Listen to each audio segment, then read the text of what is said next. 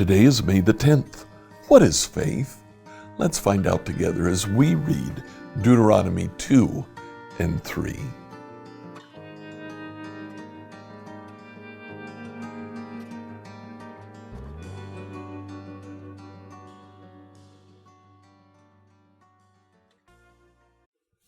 Reading through the Bible in a year, I'd like you to read Deuteronomy chapters 2 and 3.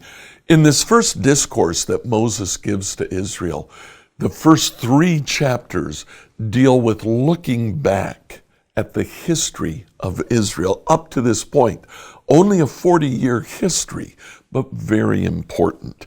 In chapter 2, we see that Israel wandered around in the wilderness after they rebelled against the Lord, and the Lord told them that no man over 20 years old would be able to enter into Canaan. All of the fighting age men died in the wilderness. When Israel finally entered Palestine, the oldest man was 60 years old, except for Caleb and Joshua, who were faithful in the middle of all of Israel's rebellion. We then see a history of small battles that Israel had during that time. In verse 14, Moses says, 38 years passed from the time we first left Kadesh Barnea until we finally crossed the Zered Brook. Moses tells the story of a year at Sinai, 38 years, and now we're in the final year of the wilderness wanderings. After this, Moses tells about victory over King Sihon of Heshbon. Then in chapter 3, victory over King Og of Bashan. Starting in chapter 3, verse 12, he divides the land of Heshbon and Bashan between Reuben, Gad, and the half-tribe of Manasseh. Now, during all of this time, Moses tells Israel that God has been faithful to them.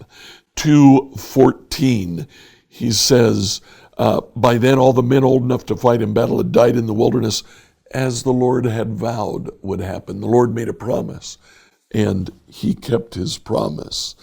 In verse 21, in spite of the fact that they had lost those men, the Lord destroyed the Anakites, so the Ammonites could not occupy their land. In verse 22, the Lord destroyed the Horites so that they could settle there in their place. In verse 33, the Lord our God handed King Sihon over to us. In verse 36, the Lord our God also helped us conquer Aroer on the edge of the Arnon Gorge. Chapter 3, verse 3, the Lord our God handed King Og and all his people over to us. All through these first sections here of chapter 2 and 3, the thing that is repeated over and over again is how God has been faithful to fulfill his promise. The Lord our God handed them over to us. As a result, in chapter 3, starting in verse 21, Moses said, I gave this command to Joshua. You've seen for yourself everything the Lord your God has done up to this point. He'll do the same to all the kingdoms on the west side of the Jordan. Don't be afraid of the nations there, for the Lord your God will fight for you. Again, in verse 28, the Lord says to Moses, commission Joshua and encourage and strengthen him, for he will lead the people across the Jordan. He will give them all the land you now see before you as your possession, as their possession. God is blessed in the past. God has carried you in the past. God has given you this land in the past. He'll do the same in the future.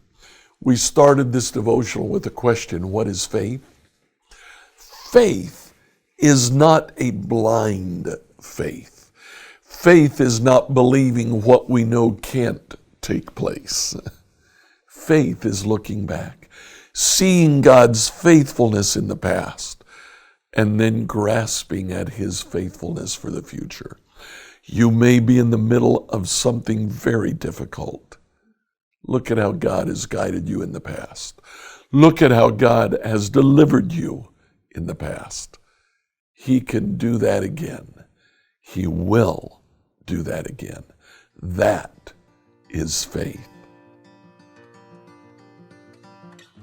Like, follow, and subscribe to this devotional on whatever platform you used to listen to it.